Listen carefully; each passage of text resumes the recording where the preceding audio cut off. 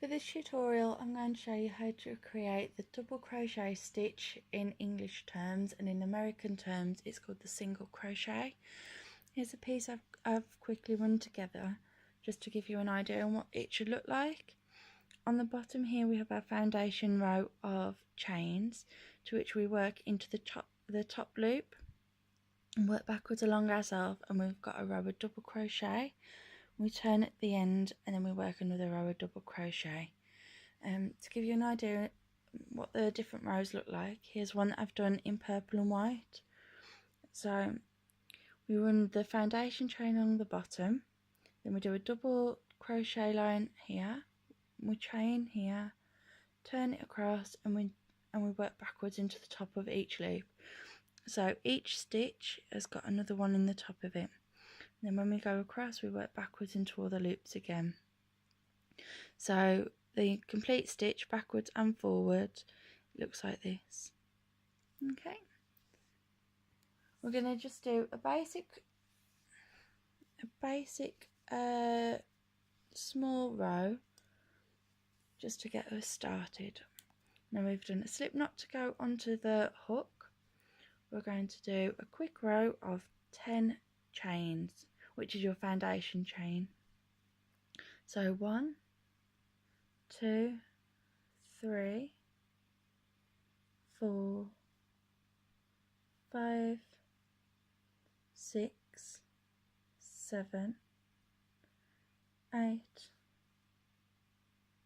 9, 10. So there is a quick row of a foundation chain. Now this top row here are the stitches that we're going to work into, and you notice each stitch is the V shape, and we're going to be working into the gap in the middle of the V. So here is a stitch here, and you're going to, if you just wiggle it around, you can see that the stitch opens up and there is a gap in between. Okay, so take your wool and you want to grab your hook and you want to skip the first chain you've done. So you're going into chain number 9 instead of chain number 10. So insert your hook into that little gap there. You see, it's the middle of the V, there's the gap. Into your hook, grab your wool and pull it through, and you end up with 2 loops on your hook. Now pull your wool around your hook and through. There we go. So now you've finished off your stitch by pulling the wool and the yarn through both of the loops on the hook. So take your hook, insert into that chain number 8 into the gap, pull the wool through, so you're pulling it up, and then pull the wool through both. Now as I'm going, I'm moving my fingers along that foundation chain to keep it in place so it doesn't wiggle around. Okay, so you want to put your hook into the chain number 7, into that hole, wrap the wool around, pull it up through the 2 loops, wrap your wool around and through both loops. And there you go, nice easy double crochet. And go all the way to the end. In, wrap your wool around so you've got 2 loops, and then pull the wool through both loops. Insert, pull up a loop, then pull through both loops. There we go, all the way to the end.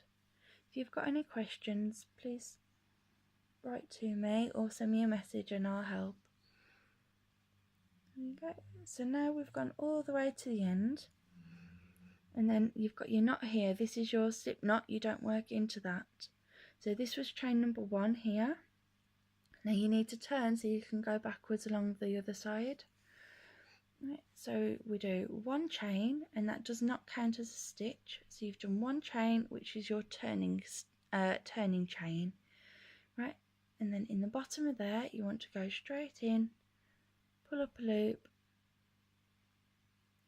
and do your double crochet. So that was straight in the bottom of where you've just done the turning chain.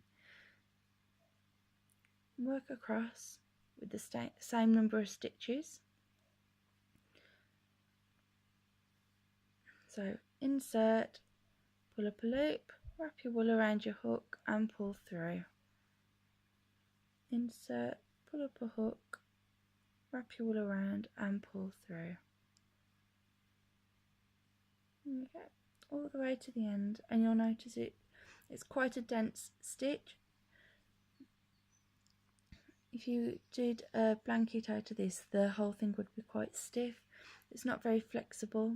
It's only because my stitches are loose and I'm using a chunky yarn that's quite got some movement to it. But if you were to do it in a thinner yarn, you'd notice that it would be a really dense fabric that you made. So there we go. There's your last stitch. Any questions, just send me a message.